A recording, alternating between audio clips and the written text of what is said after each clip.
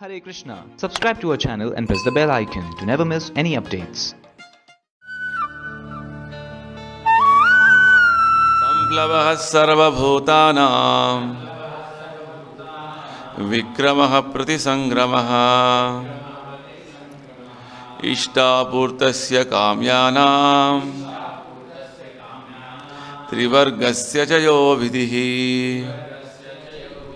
So this is the statement or the question asked by Parikshit Maharaj. He is asking in a series of questions, and Parikshit Maharaj has understood the importance and the significance of hearing Srimad Bhagavatam from the bona fide representative of Brahmaji. After confirming that hearing Bhagavatam is so important, you can just recollect what Parikshit said. Shrinvataha Shraddhaya Nityam Granatascha Sacheshtitam Kalena Na Ati Dirghena Bhagavan Vishate Hridi. What is the wonderful benefit of hearing Bhagavatam? Persons who hear Bhagavatam regularly are always taking the matter very seriously, will have the Supreme Personality of Godhead Sri Krishna manifested in their hearts within a short time. Kalena na ati dirghena. Very soon, Krishna will manifest in the hearts. Which means you are directly connecting with Lord Krishna and Krishna will be established in our heart. That is the great benefit of hearing Srimad Bhagavatam. Now, Parikshit Maharaj wanted to establish, Prabhupada says he was very anxious to establish the philosophical basis of Srimad Bhagavatam. Why? Because Srimad Bhagavatam is not simply some stories or some sentimental literature about some devotees who are attached to Lord Krishna. No.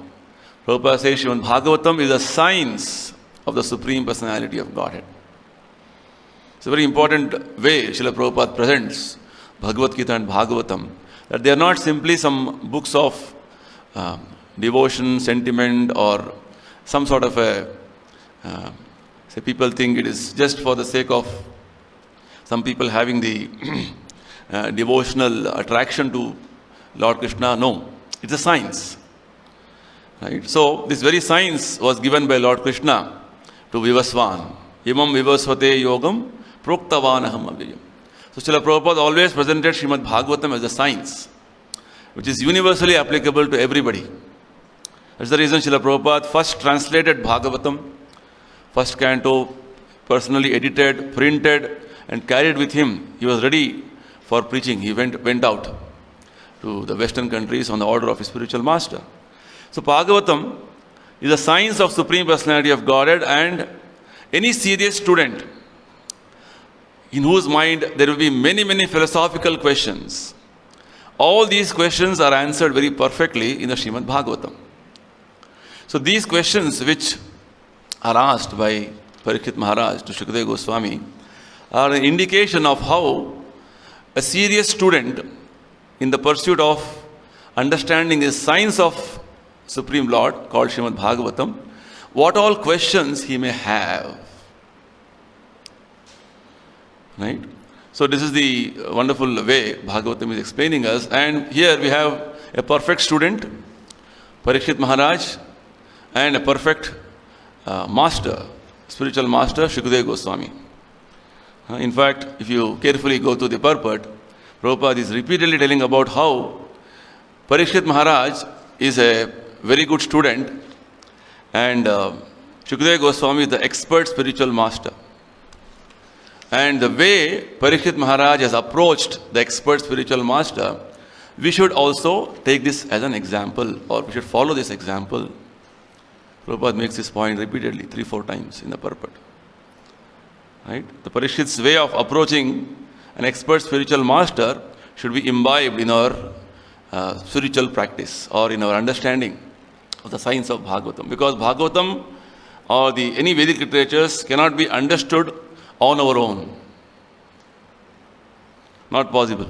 It has to be received from a bona fide spiritual master an authorized spiritual master. We have to inquire from him. And Krishna has already mentioned this principle in the Bhagavad Gita. Tadvidhi pranipatena pariprashnena sevaya upadekshanti te jnanam jnaninas tattvadarshinaha. Right? It's like this. Krishna has given the principle already that we have to approach the authorized representative of Krishna in order to learn the science of transcendental knowledge. Otherwise, the knowledge of this transcendental science is hidden in the hearts of these Mahatmas. Even the Upanishad states, Tad Vijnanartham sa gurum evavi gachet. Gachet, basically, Prabhupada explains, it is a necessity. It's a must. Not that, we have an option. No. Transcendental knowledge, understanding is beyond our scope of limited sense speculation or beyond our conceiving of many aspects of the material world. So it has to be happening only through the medium of the authorized representative of Krishna. So this point Prabhupada stresses very nicely in the whole purport. And Prabhupada is telling, basically the whole purport is talking about how a pure devotee can become much purer. How a pure devotee can become a strong devotee. Right? And Prabhupada explains about how a neophyte devotee, what is his status. Basically, Prabhupada is telling about, summarizing about the nectar of instruction, the initial few verses. How approaching a bona fide spiritual master, what is the advantages and disadvantages, and basically the discharging of devotional service, favorable way of discharging devotional service and unfavorable way of discharging devotional service, and why is it that we have to take up devotional service. These are the three important aspects which Prabhupada is covering in the whole purport.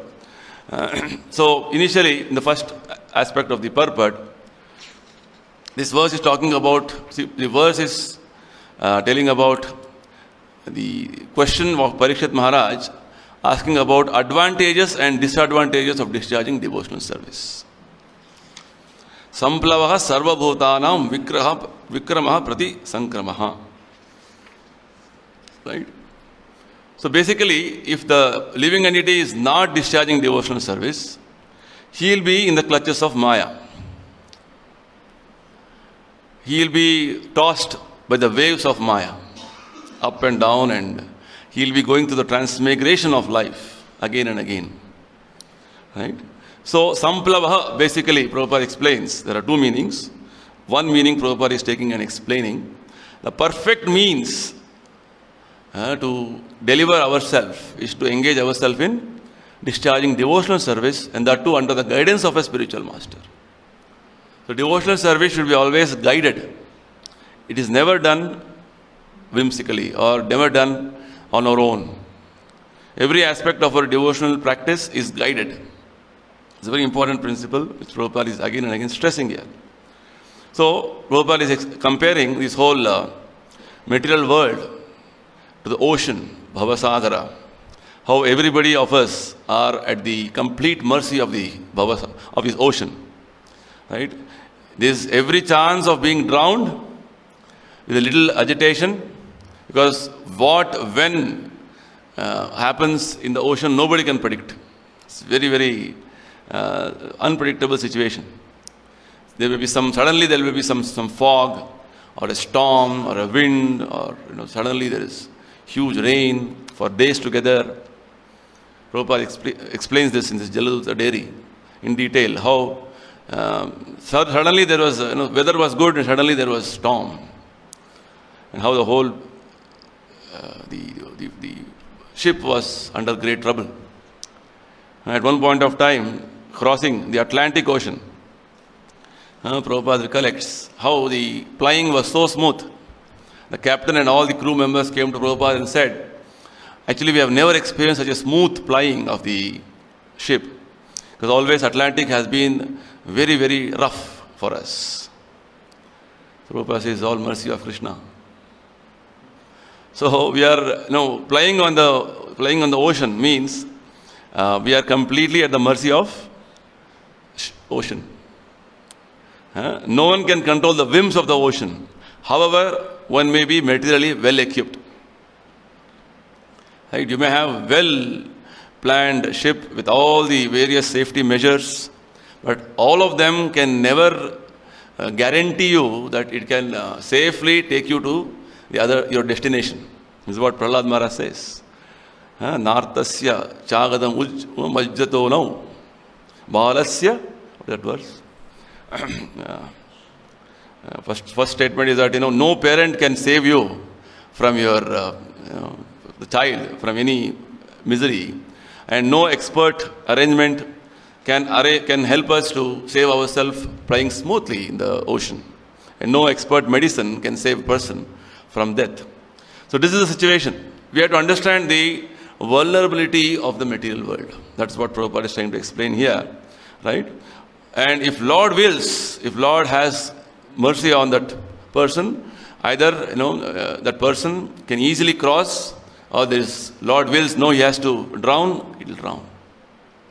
So this is very nicely explained in one of the songs of Bhaktivinoda Thakur, the famous song, Radha Krishna Bolo Bolo, Bolo Re Sabai, Shiksha Diya Sab Nadiya, Firche Nache Gaur Nitai. This song, actually, Bhaktivinoda Thakur is writing in such a simple language that if all of you please come and sing Radha Krishna Bolo Bolo. And Chaitanya Mahaprabhu and Nityananda Prabhu, these two brothers, they are giving this shiksha to everybody, and they are roaming around in Nadia, chanting and dancing and singing, right? So like this, why? Because Bhaktivinoda Thakur says in the song that by taking up this process of Harinam, you're taking shelter of Krishna, Sakala Bipoda joy. All the great dangers, you can come out easily. Right? At the end, Bhaktivinoda Thakur says, Radha Krishna Bolo Sange Chalo. Chaitanya Mahaprabhu has come to inaugurate this Sankirtana movement. All of us should join and cooperate and move forward, because all of us are in a very precarious condition in the middle of the ocean. How precarious it is, Bhaktivinoda Thakur explains. Mayar bhoshe jatsho beshe kacha habu dabu bhai. It's like the same way. The ocean is tossing up and down. You're in the middle of the ocean. The ship also will be going up and down and sometimes round also. That is our situation in the material world. Very, very unpredictable. Means we are under the control of Maya's whims. Mayar bhoshe. Jatsho beshe. Right? We are completely carried away by the waves of Maya, like how a ship is carried by the waves of ocean. And only ocean of mercy of the ocean only can smoothly ply. Likewise, Krishna has to bestow mercy, only then we can come out of this Maya's clutches. So Bhaktivinoda Thakur says, Jeev Krishna Das ye Vishwas Korile Taro Dukhanai. The living entity has to understand that our position is that of eternal servitude to Krishna. Like Krishna is going to protect me, one of the principles of surrender. Krishna is going to save me. Only this attitude, eternal servitude, will clear or rather will save us from all troubles of our life. So, Prabhupada said, this is our mission. This is what we are preaching everybody. We're just telling them, Radha Krishna Bolo, chant Hare Krishna. Chant Hare Krishna, it will save you. Right? So, wonderful message here Prabhupada is giving, that this is a situation. Devotees are always in that way safe, because Krishna has assured. Prabhupada is quoting from Bhagavad Gita 9th chapter, that Mahatmanastu Mam Partha Daivim Prakritim Ashritaha Bhajanti Ananya Manasaha. Lord Krishna is completely giving shelter for such devotees to be under his internal potency. So there is no problem for the devotees. So, and also Prabhupada says, Lord gives special attention to his devotees to take care of his material and spiritual needs. Therefore, everyone should take shelter of lotus feet of Krishna and be a pure devotee of Lord by all means. Right? So here one important aspect we can notice is that Parikshit Maharaj, already a Mahabhagavata, is asking wonderful questions to Parikshit Maharaj, Shukadeva Goswami. So somebody may question, already has reached that stage of pure devotion, what is their need? That Parikshit has to ask some questions like this. One aspect is that Parikshit is playing a role of a devotee, as a sadhaka devotee, representing all of us, so that we can know as sadhakas what type of philosophical questions we should have while studying Bhagavatam. And secondly, the aspect of pure devotion is so great, so wonderful.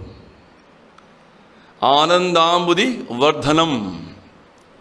Chaitanya Mahaprabhu says, the ocean of bliss, Ananda, is ever increasing. And the Goswamis have appeared to just increase this ocean of bliss more and more. So this being the situation, there is no limit to the point of understanding and going into the depths of the subject matter of Krishna. In fact, the very incarnation of Lord Krishna as Chaitanya Mahaprabhu, who came to understand the glories of devotion of my pure devotee, Radharani. How nicely she is performing her devotion to me. What are the various emotions and ecstatic feelings she is feeling, she is experiencing. I want to experience that. Prabhupada in one place says, Krishna also doesn't know how unlimited he is. Just to give us understanding of Krishna is, has no limit.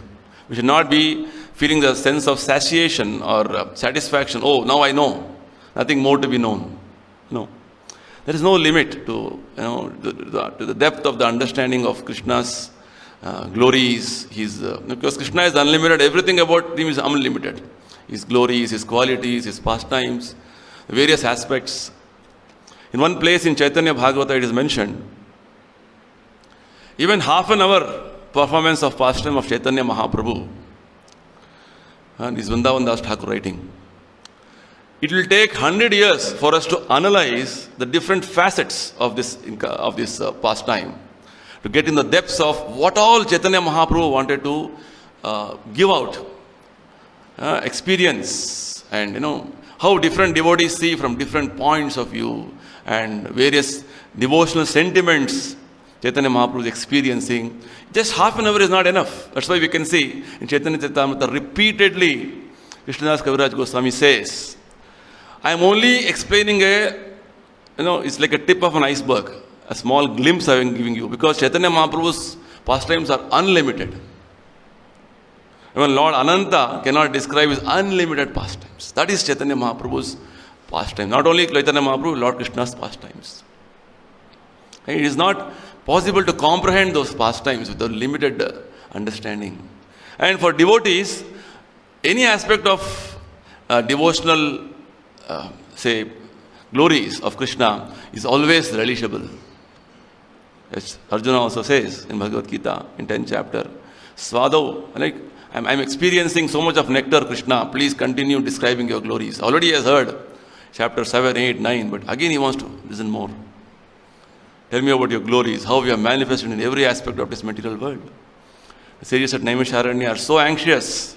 Every step we are relishing nectar. Continue. We want to hear more and more. This is the nature of understanding or hearing the glories of Krishna. It's like the ocean of nectar getting into our ears. And you are relishing it like anything. You want more and more. This is the mood with which Parikshit is asking these questions. And every time such questions are asked, Shukadeva Goswami becomes so enlivened,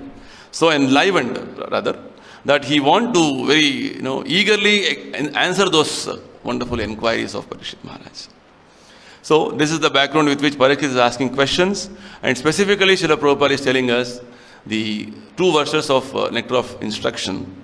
The first verse of the unfavorable situations, Atyahara prayasascha prajalpo niyamagraha janasangascha laulyamcha shadvidhi. What is that? Bhakti pranashyati, something like that. The 6 unfavorable situations which you should not get into.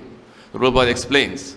In Bhakti Rasamrita Sindhu it is mentioned how we should not eat more than what you require to maintain your body and soul.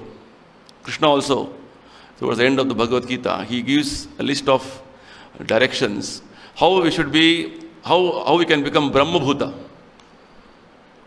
So he says one of the items mentioned here, there is Mita Bhuk. Mita Bhuk means eat only what is required to maintain your body and soul. Don't overeat. Atyahara. And secondly, very nicely Prabhupada explains the aspect of Atyahara Prayasa. One more Atyahara is to accumulate more money than required.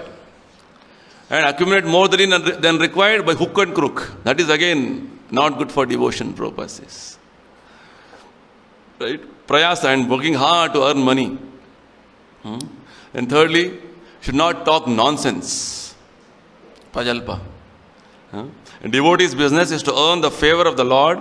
Therefore, a devotee should always glorify the Lord in his wonderful creations. Right? Not like Mayavadis who decry the Lord. As Prabhupada says, absolute truth has no head, no leg, no eyes, nothing. He is formless. That is insulting Krishna. We should never get into this mood of telling Brahma Satya, Jagan Mithya. It is all very, very...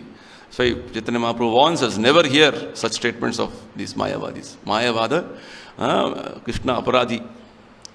Mayavadi, Bhashya Sunile, Haya Sarvanash. So never hear such things, and you also don't talk like those things.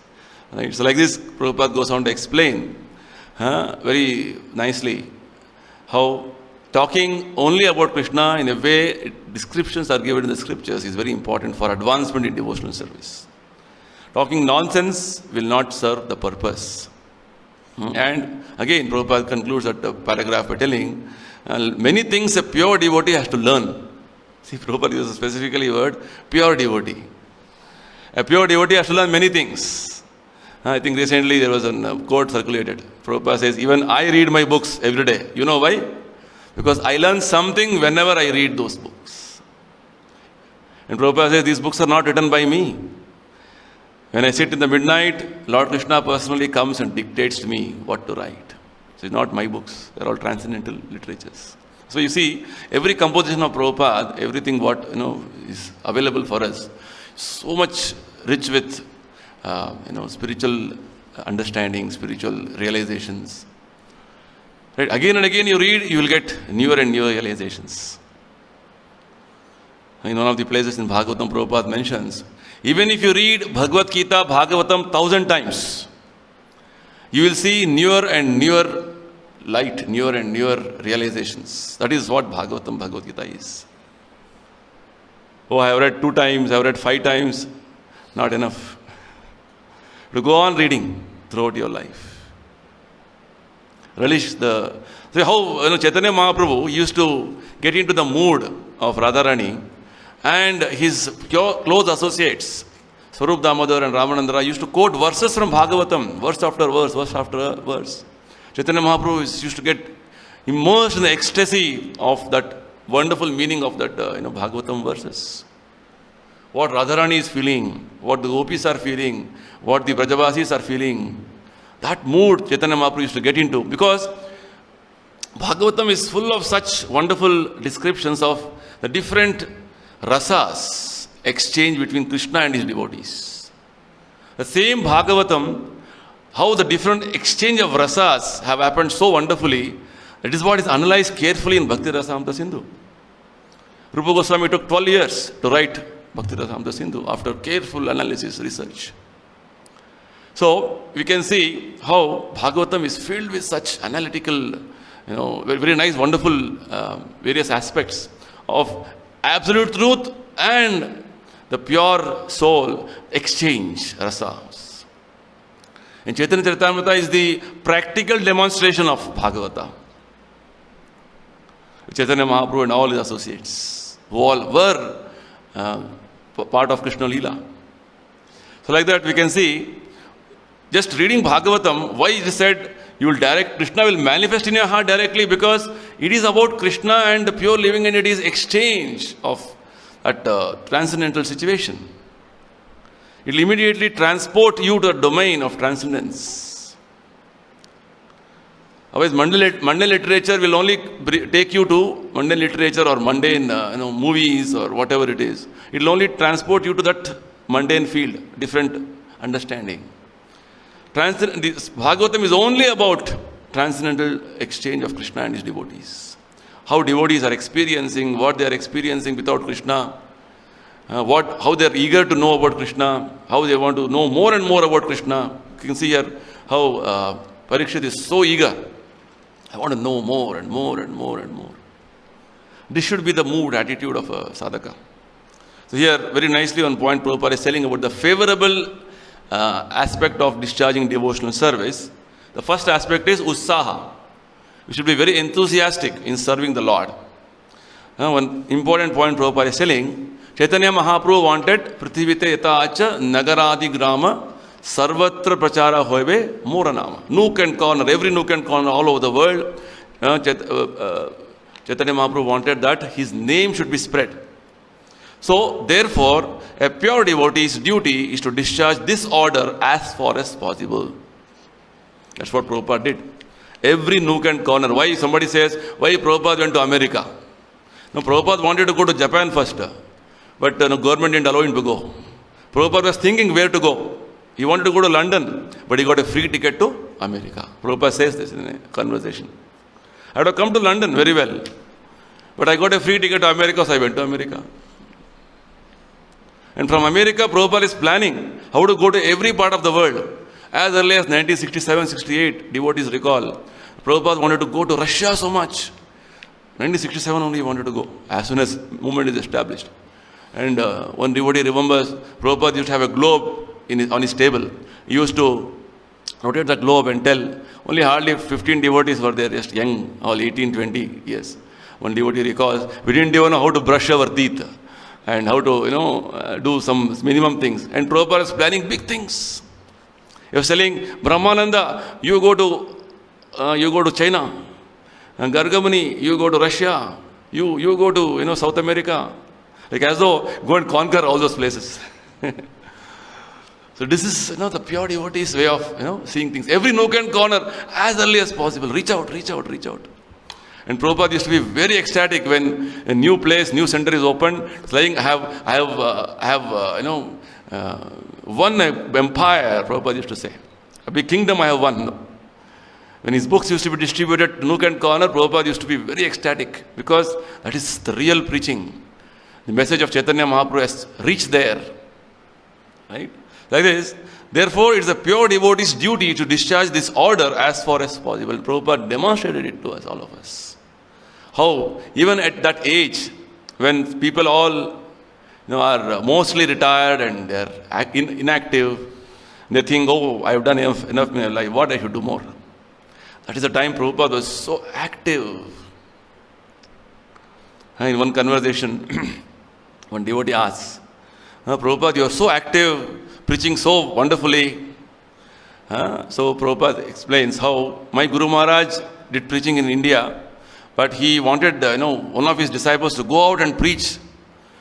So I'm doing much more than my Guru Maharaj. In a very informal that conversation he was telling.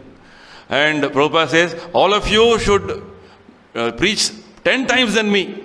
Prabhupada says, what I am preaching 10 times you should preach. Then the devotees are a little shaken. Prabhupada, we don't have that potency. No, if you are my true disciple, at least you should preach 5 times than me. Prabhupada comes down in standard. At least 2 times than what I am preaching you should preach. That is minimum. Like this, Prabhupada's mood was, every disciple should be so enthusiastic, so fired up in discharging this order as far as possible, and this requires enthusiasm. Every devotee should be very enthusiastic. In 2 things enthusiasm is required, Prabhupada says. One is in your daily rituals of devotional service, that is sadhana. Sadhana, you should be very enthusiastic. Because sadhana is like feeder, giving you energy. You are in directly touch with Supreme Lord in your life, in a personal time, every day. That is going to give you the proper spiritual understanding, spiritual input. And also in trying to preach the cult peacefully by following the footsteps of Lord Chaitanya. This is what Prabhupada did. He practically demonstrated. Right? So Prabhupada says, in this process, if you are not successful, don't be disheartened, don't be discouraged, or don't be disappointed.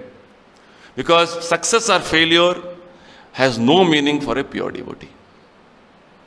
Because he is a soldier in the field.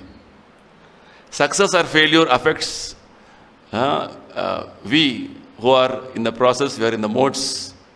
Success comes, we are too delighted. Failure, too depressed.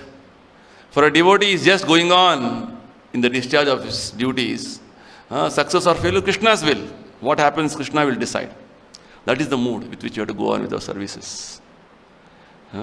So, Prabhupada says this preaching is the cult of devotional service, is something like declaring war against Maya, materialistic life. So, we have to meet many, many oppositions. So, we have to be Utsaha, Nishchaya, Dhairya. All these things are required. Prabhupada explains all of them so nicely. So, Utsaha, Nishchaya, Dhairya, Tat Karma Pravartanat, Sangatyaga, Shatovritti. So, Sangatyaga. A pure devotee will not associate with gang of atheists.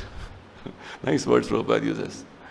So, whereas a strong devotee of the Lord will not misled by such atheistic propaganda. So, if you're still in the neophyte stage, you will get carried away. Something, this so-called Swami said, that Guru said, they had such a big gathering, right? Once one reporter asked Prabhupada, we see sometimes so-called yogis, babas come to our Western countries, they have a huge gathering. Prabhupada says, number doesn't matter. All of them want to get cheated and there's a big cheater sitting there. It's a gang of cheaters and cheated. Numbers hardly matter. What matters is quality. Because we have a lot of restrictions in our organization. So the number will be less.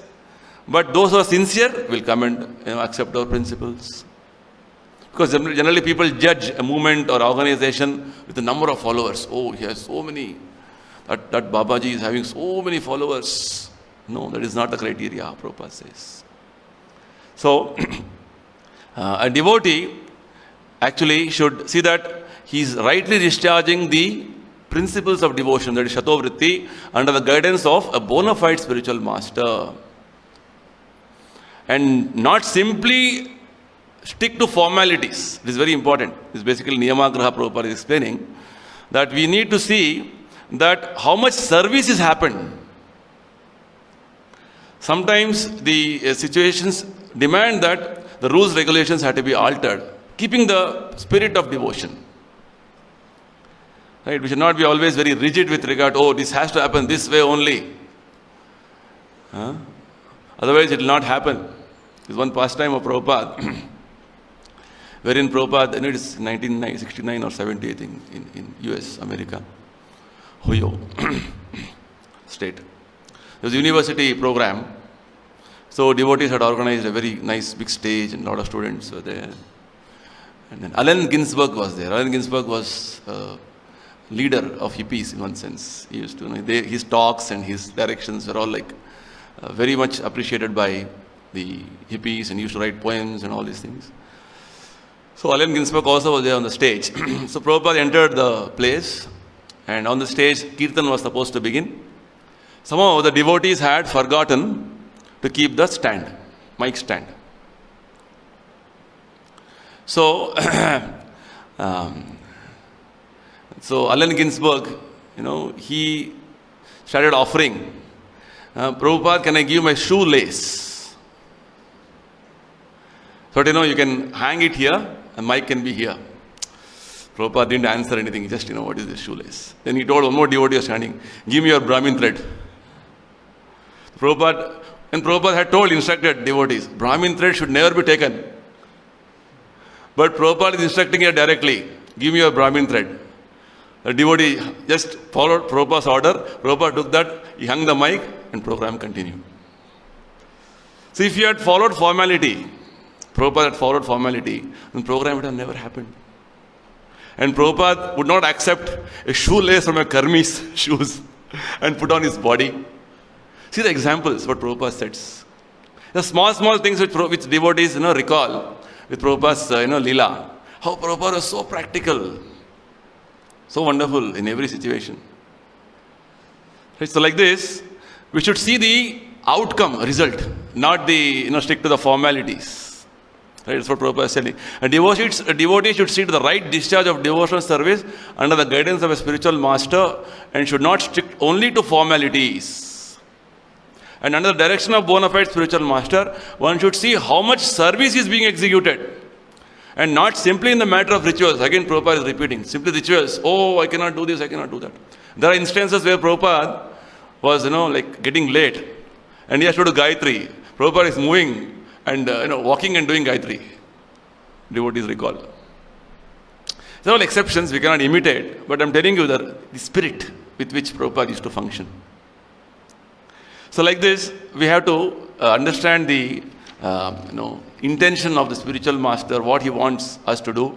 As Prabhupada is concluding here, a devotee should follow this principle of devotional life. That should be the principle of devotional life. Because when you follow whatever Guru is ordering you, what happens? Then all these principles can be easily learned under the guidance of a spiritual master like Shukadeva Goswami. Maharaj Parikshit inquired from Shukadeva Goswami correctly, and one should follow this example. So like this, you can understand. Actually, Prabhupada is writing his realizations, he is expressing his realizations here. Every statement is loaded with Prabhupada's realizations.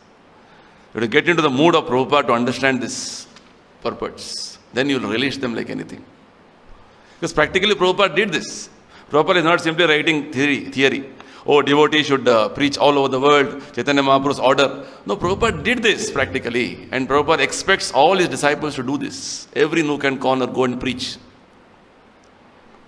Right? So like this, the spirit is very clear in the Bhagavatam by Srila Prabhupada, in the commentaries.